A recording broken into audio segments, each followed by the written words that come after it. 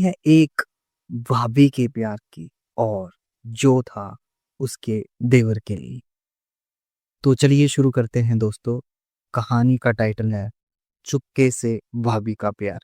एक आंखों में चुपी मोहब्बत जो कभी कह नहीं पाई। गांव की मिट्टी से सना एक सामान्य परिवार, तीन भाई, सबसे बड़ा विनय, फिर सौरभ और सबसे छोटा अर्जुन। विनय की शादी तय हुई थी शहर की एक सुंदर, संस्कारी और पढ़ी लिखी लड़की से। नाम था साक्षी। जब बारात पहुंची और साक्षी पहली बार लाल जोड़े में घर आई, सबकी निगाहें उस पर टिक रही। लेकिन अर्जुन की नजर कुछ ज्यादा देर तक ठहर गई थी। वो नजरों का रुकना कोई इरादा नहीं था, बस दिल ने पहली बार किसी को उस नजरों से देखा था। साक्षी का व्यवहार शांत था, उसके बात करने का तरीका सादगी भरा था, लेकिन उसकी मुस्कान वो कुछ अलग थी। पहली बार जब अर्जुन ने उसे आंगन में हल्दी लगे हाथों से थाली सजाते हुए देखा, उसका दिल धीरे से धड़क उठा। वो सिर्फ भाभी नहीं लगी थी, वो कुछ और बनकर उसके जहन में बस गई थी। शायद उसकी किस्मत का वो हिस्सा जो कभी उसका हो ही नहीं सकता था। शादी के बाद घर में सब कुछ सामान्य था, लेकिन अर्जुन के लिए नहीं। उसकी हर सुबह अब साक्षी के दर्शन से शुरू होती थी। चाहे वो छत पर सूखते कपड़ों को देखे या रसोई में उसकी हल्की आवाजें सुने या उसके बगल से गुजरते हुए उसके बदन की हल्की खुशबू महसूस करे। साक्षी को भी अर्जुन की नजरों की वो हल्की चोरी महसूस होने लगी थी, लेकिन उसने कभी कुछ कहा नहीं। एक दिन अर्जुन की किताब गलती से भाभी के कमरे में रह गई। जब लेने गया, साक्षी ने कहा, तुम बहुत अच्छा लिखते हो, ये कविता तुम्हारी है ना? अर्जुन की सांस रुक गई, उसके होंठ कांपे और वो बस हाँ कहकर निकल गया। उस दिन के बाद साक्षी की नजर में भी अर्जुन कुछ बदलने लगा था।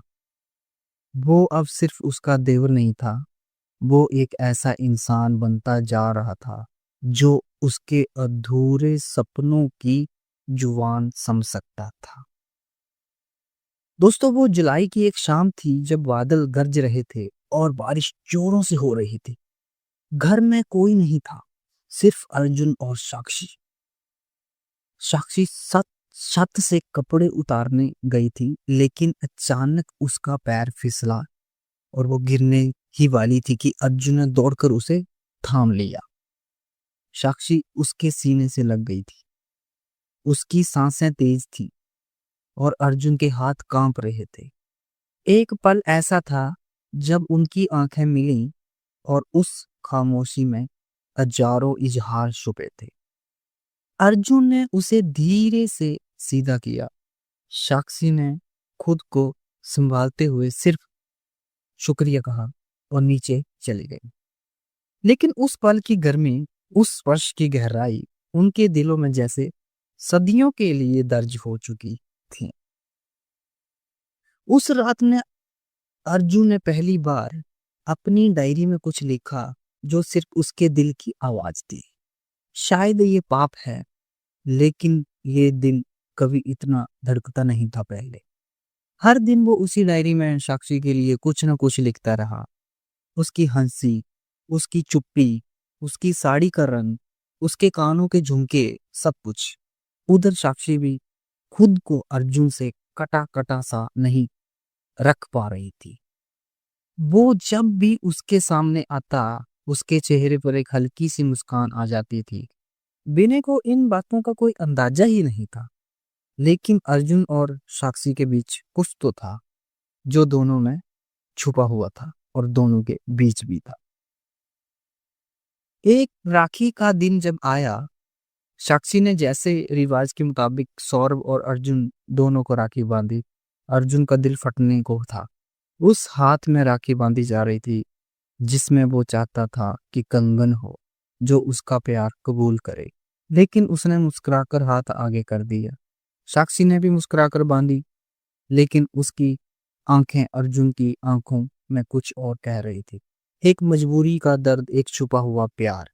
अर्जुन ने उस दिन डायरी में लिखा, उसने मुझे भाई बना लिया और मैं अब किस नाम से उसको पुकारूं। अर्जुन ने एक बहुत ही बड़ा फैसला लिया। शहर जाकर अपनी पढ़ाई पूरी करेगा। उसने ये सोचा। उसने माँ से कहा, अब मुझे अपनी दुनिया खुद बनानी है। लेकिन सच्चाई ये थी कि वो साक्षी से दूर जाना चाहता था, अपने प्यार से भागना चाहता था। जिस दिन वो निकल रहा था, साक्षी ने चुपचाप उसके बैग में उसकी डायरी रख दी, उसे बिना बताए। बस एक नजर अर्जुन ने उसे देखा और एक लंबा सलाम किया, जिसमें इजहार, विदाई और समर्पण सब था।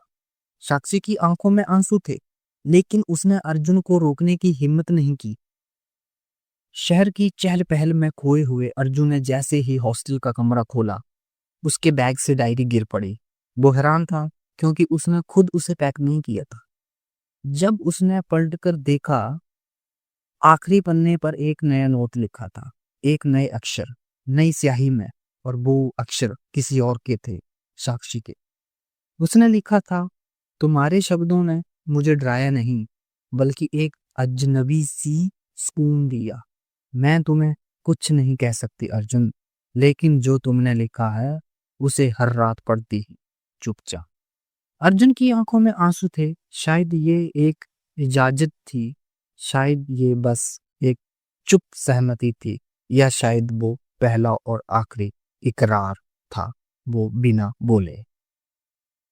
शहर में पढ़ाई के बहाने अर्जुन अब हर हफ्ते एक कविता पोस्ट करता, अपने उसी गांव वाले पते पर, साक्षी के नाम को। साक्षी हर बार बिना जवाब दिए उसे अगली चिट्ठी का इंतजार करती थी।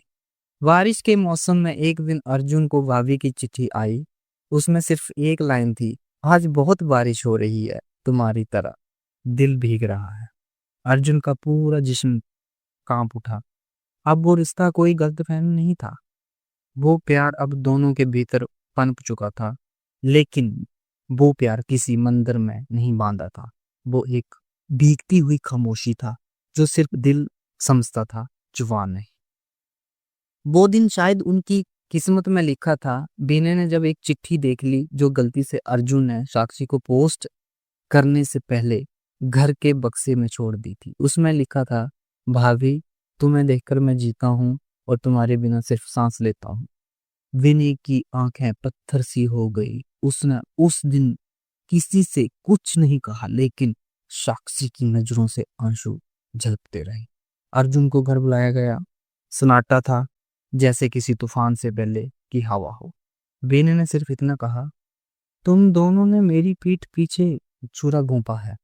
अर्जुन ने सिर झुकाकर कहा, भाई, मैंने सिर्फ प्यार किया है, धोखा नहीं। लेकिन विनय अब कुछ सुनने को तैयार नहीं था। उस दिन उस घर में सबसे पवित्र रिश्ता सबसे ज्यादा लहूलुहान हो गया। साक्षी को मायके भेजा गया, बिना आवाज, बिना अल्फाज, और अर्जुन ने खुद को पढ़ाई में झोंक दिया।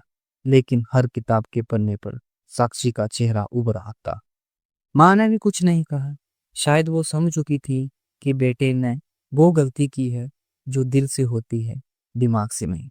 और उधर साक्षी अपने मायके में चुप थी, गुम थी, और हर रात अर्जुन की कविताएं दोहराती रहती थी। एक दिन अर्जुन को उसकी चिट्ठी आई, सिर्फ 2 लाइनें। मैंने तुम्हें नहीं चाहा था अर्जुन, लेकिन अब चाहना बंद भी नहीं कर सकती। उसके बाद अर्जुन को नींद नहीं आई। शायद साक्षी अब उसकी नहीं थी, लेकिन उसकी मोहब्बत बन चुकी थी, हमेशा हमेशा के लिए। 3 साल गुजर गए। अर्जुन अब एक अच्छा इंजीनियर बन गया था, एक बड़ी कंपनी में नौकरी लग चुकी थी। लेकिन दिल अब भी उसी गांव की छत पर अटका था। एक दिन गांव से खबर आई, साक्षी की माँ का निधन हो गया। अर्जुन बिना कुछ सोचे सीधा पहुंच गए। सबकी नजरों से बचता है। मंदिर के पास बैठी साक्षी थी, आंखें सूनी, होठ खामोश। अर्जुन ने धीरे से उसके पास जाकर कहा, तुम ठीक हो ना? साक्षी ने उसकी तरफ देखकर कहा, अब ठीक होने की वजह रही ही नहीं। वो पहली बार बिना किसी डर के उसे गले लगा लेना चाहता था, मगर उसने सिर्फ उसका हाथ ही पकड़ा और वही चुपचाप दोनों बैठे रहे। वक्त के उस मोड़ पर जहां दोनों ने बहुत कुछ खोया था। कई महीनों के बाद विनय ने खुद तलाक के पेपर तैयार किए। उसने साक्षी से कुछ नहीं पूछा, बस कागजात बढ़ा दिए गए। शायद वो भी समझ चुका था कि जिस दिल में मोहब्बत किसी और के लिए धड़कती है, उसे कैद रखना सिर्फ पाप है। साक्षी अब आजाद थी, लेकिन टूटी हुई, थकी हुई और सामाजिक तानों से लिपटी हुई। अर्जुन ने उसे फिर एक चिट्ठी भेजी और लिखा, अब भी तुम्हें अपनाने का हक नहीं मांगता, बस तुम्हें फिर से जीना सिखाना चाहता। और वही हुआ दोस्तों। धीरे धीरे दोनों ने फिर से बात शुरू की, लेकिन इस बार मोहब्बत को नाम देने के लिए पूरी दुनिया से लड़ने का हौसला भी था। फिर दोनों ने चुपचाप शादी कर ली। कोई ढोल नहीं, कोई रिश्तेदार नहीं, बस एक रजिस्ट्रार, एक मंदिर और दो हाथ। अर्जुन और साक्षी ने शादी कर ली थी। उस प्यार को जो पाप कह गया अपवित्र हो चुका था।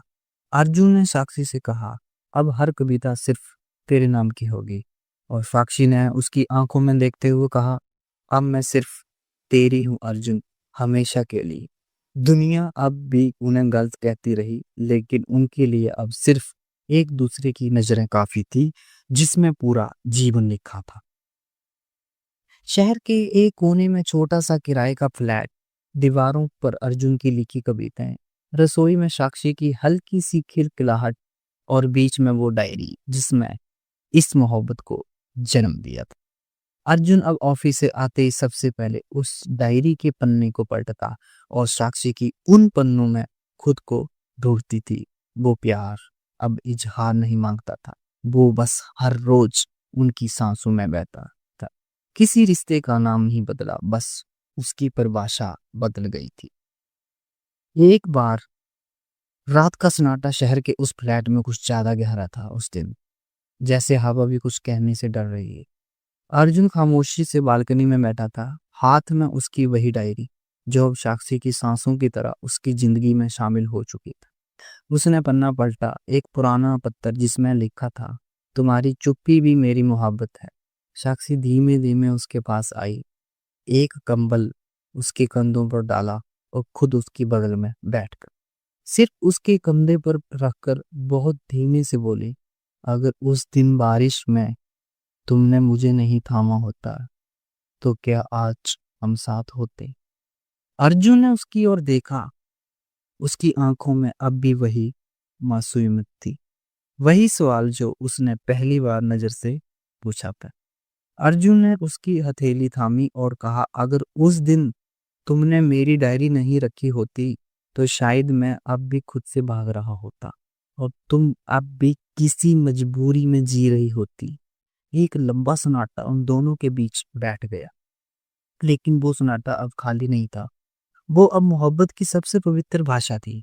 साक्षी ने हल्की सी मुस्कान के साथ कहा, मुझे लगता है अर्जुन, मोहब्बत शायद पाप नहीं होती, वो बस वक्त से लड़ती है और जब वक्त हारता है तब मोहब्बत जीतती है।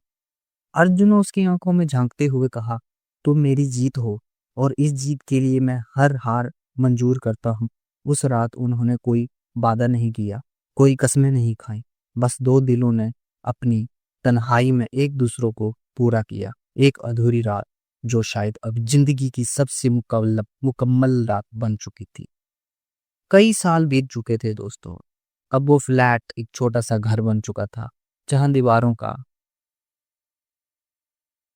फोटो कम है लेकिन यादें बहुत हैं। अर्जुन अब भी अपनी उसी कुर्सी पर बैठकर कविताएं लिखता है, लेकिन अब हर कविता के आखिरी में एक नाम होता है, साक्षी। और हर शब्द में वो छवि जो कभी बरसों पहले बारिश की एक शाम में उसकी बाहों में गिरी थी। साक्षी अब भी उसी डायरी को पढ़ती है, पर अब वो उसे छुपा कर नहीं पढ़ती। वो अर्जुन के सीने से लगकर उसकी कविताओं को जोर से पढ़ती है, जैसे हर पंक्ति एक इजहार है जो रोज ताजा होता है। मोहब्बत अब भी चुप है, लेकिन उसे छुपाने की जरूरत नहीं। क्योंकि अब समाज के डर से नहीं, अपनी खुद की परिभाषा से जीते हैं। जब कभी कोई उन्हें देखता तो कहता है, ये दो लोग जैसे एक दूसरे में समा चुके। और सच्चाई भी यही है। अर्जुन और साक्षी अब दो जिस्म नहीं, एक रूह है। उन्होंने जो सहा वो झेला, जो खोया वो उन्हें कमजोर नहीं और भी गहराई वाला बना गया। उनकी मोहब्बत अब किताबों में नहीं, जिंदगी में बसी है। बिना किसी शोर के, बिना किसी तमके के, एकदम शांत और एकदम पूरी। कहानी की अंतिम लाइन दोस्तों, भले ही ये मोहब्बत चुपचाप शुरू हुई थी, मगर अब हर खामोशी में सिर्फ हम बोलते हैं। ये कहानी उन रिश्तों की है जो पवित्र भी थे और पीड़ित भी, जहाँ प्यार था मगर छुपा हुआ, जहाँ समाज की दीवारें थी मगर मोहब्बत की आवाज उन दीवारों से पार निकल गई थी। चुपके से भाभी का प्यार, एक ऐसी अधूरी लगने वाली मोहब्बत जो आखिरी में मुकम्मल हो गई थी। कहानी सुनने के लिए धन्यवाद। अगर आपकी जिंदगी में भी कोई ऐसा रिश्ता है दोस्तों जो लफ्जों में नहीं डाल सका, तो इस वीडियो को लाइक जरूर करना, कमेंट करके बताओ कि आपको ऐसी कहानियों से दिल जुड़ता है। चैनल को सब्सक्राइब करो एसटी मैक्स को, जहां हर कहानी में होता है एक अधूरा जज्बात, एक बेमिसाल प्यार। तो दोस्तों अगली कहानी में फिर मिलेंगे, तब तक के लिए अपना ख्याल रखना और इश्क को। नमस्कार दोस्तों, आपका स्वागत है फिर से एसटी मैक्स चैनल पर। तो चलिए दोस्तों एक बार फिर से शुरू करते हैं एक नई प्रेम कहानी की, जिसका टाइटल है धड़कनों के उस पार। एक डॉक्टर और इंजीनियर की प्रेम कहानी।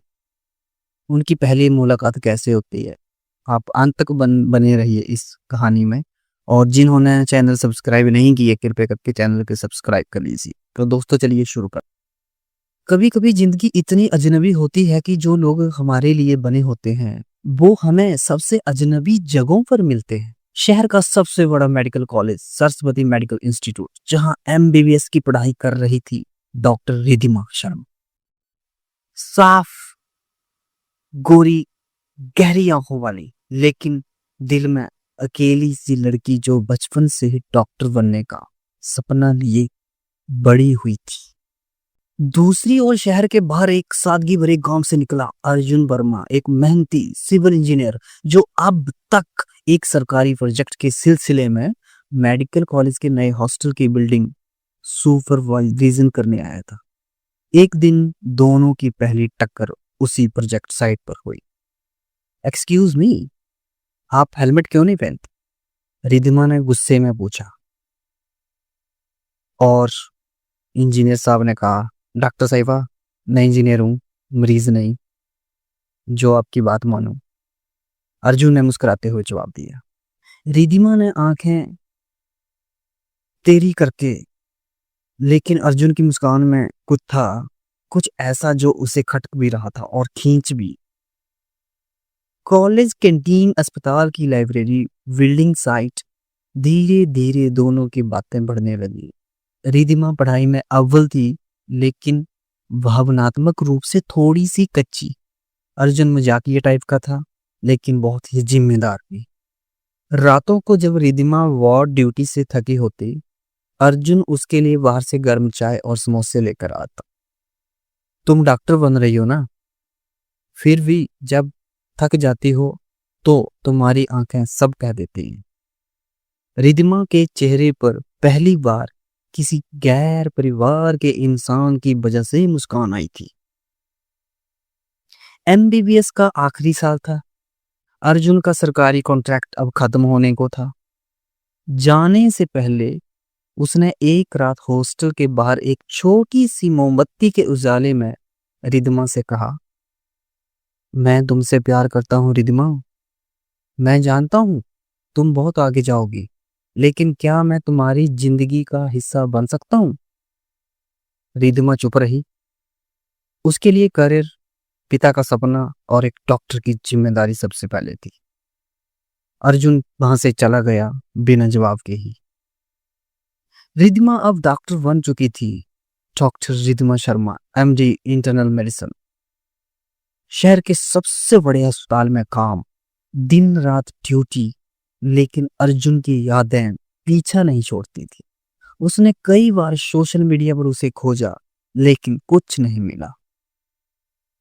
उधर अर्जुन एक बड़े सरकारी डैम प्रोजेक्ट का हेड इंजीनियर बन चुका था, लेकिन उसके कमरे की एक दराज में अब भी वो पुरानी हॉस्टल की तस्वीर थी, जिसमें वो और रिदमा कैंटीन में बैठे चाय पी रहे थे। एक रात इमरजेंसी में एक एक्सीडेंट केस आया उस अस्पताल में। सिर पर गहरी चोट, पहचान नहीं थी। जब सीटी स्कैन रिपोर्ट आई, रिदमा का दिल कांप गया। Patient name Arjun Verma. वो वहां से भागी आईसीयू की ओर। वो ही चेहरा, वो ही मुस्कान, लेकिन अब होश में नहीं था। वो रात उसने आईसीयू के बाहर एक सेकंड भी बिना रुके नहीं बिताया। जब अर्जुन को होश आया तो उसने कहा, क्यों रो रही हो डॉक्टर साहिबा? अर्जुन ने एक बहुत ही धीरे से मुस्कुराते हुए कहा, अब क्या तुमसे फिर प्यार नहीं कर सकती? रिधमा की आंखों से आंसू झरने लगे। अब कर सकती हो, क्योंकि अब मैं कहीं नहीं जा रहा। आईसीयू में अर्जुन की हालत धीरे धीरे बेहतर हो रही थी। उसकी सिर की चोट अब खतरे से बाहर थी। रिधिमा हर पल उसके साथ थी। अस्पताल के लोगों ने पहली बार देखा जो डॉक्टर अपने पेशे से बाहर कोई भाव नहीं दिखाती थी। वो आज किसी मरीज की हर सांस पर नजर रखे थी। अब तो ठीक हो गए हो तुम, रिधिमा ने अर्जुन का हाथ थामते हुए कहा। लेकिन दिल अब भी धड़क रहा है तुम्हारे लिए। अर्जुन ने उसकी ओर देखा और कहा।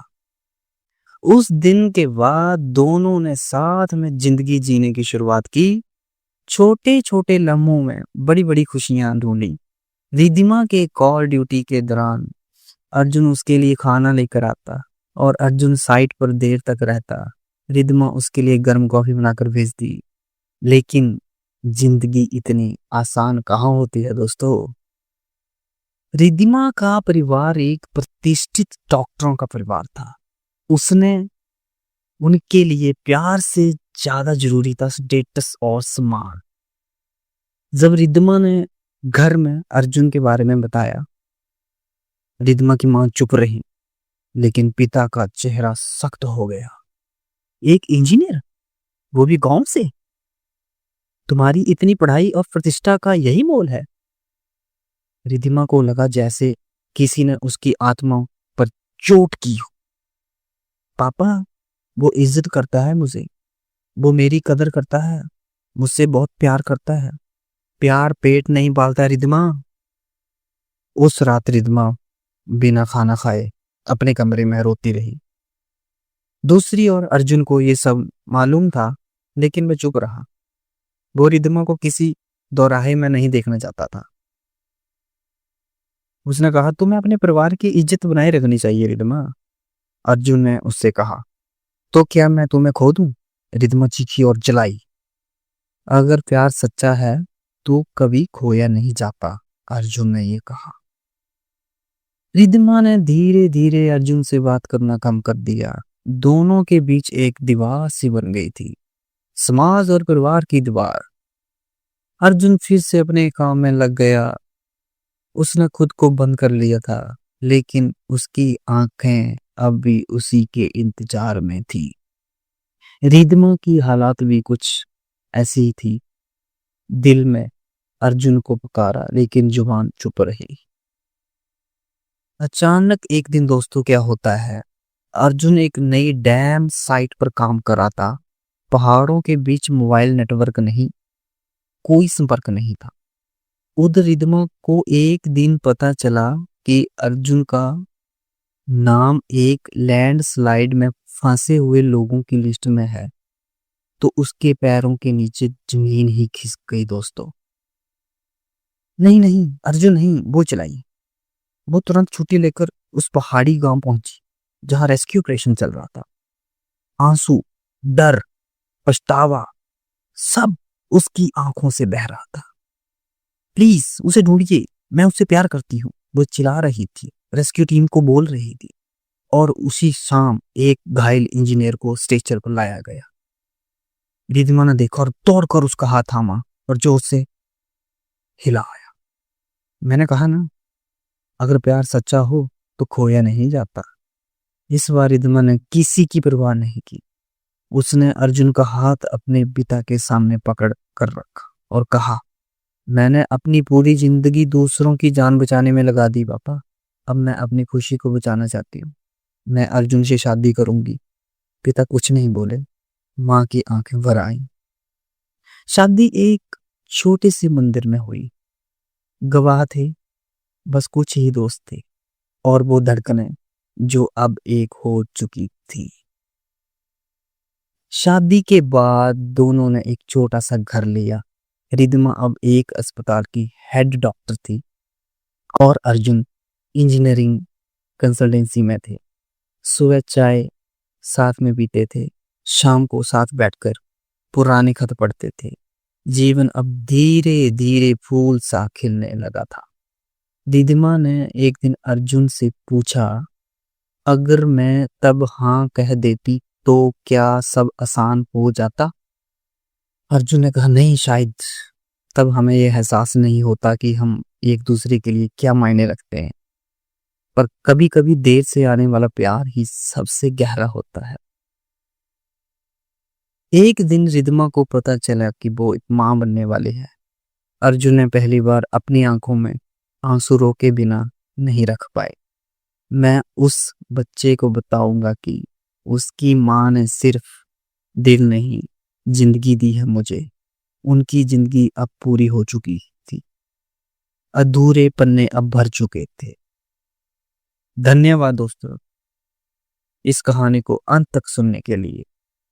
दोस्तों, प्यार में इंतजार भी होता है, दर्द भी होता है और कई बार दूरियां भी होती हैं। लेकिन जब दो सच्चे दिल मिलते हैं तो वक्त, हालात और दुनिया हार जाती है। अगर ये कहानी आपके दिल को छू गई हो दोस्तों, तो जरूर लाइक करें, कमेंट में अपना मनपसंद हिस्सा जरूर बताएं और एसटी मैक्स चैनल को जरूर सब्सक्राइब करें। ऐसे ही और दिल छू लेने वाली कहानियां हर हफ्ते सिर्फ आपके लिए मिलते रहेंगी। तब तक के लिए धन्यवाद। एसटी मैक्स, कहानियों के सफर दिल से।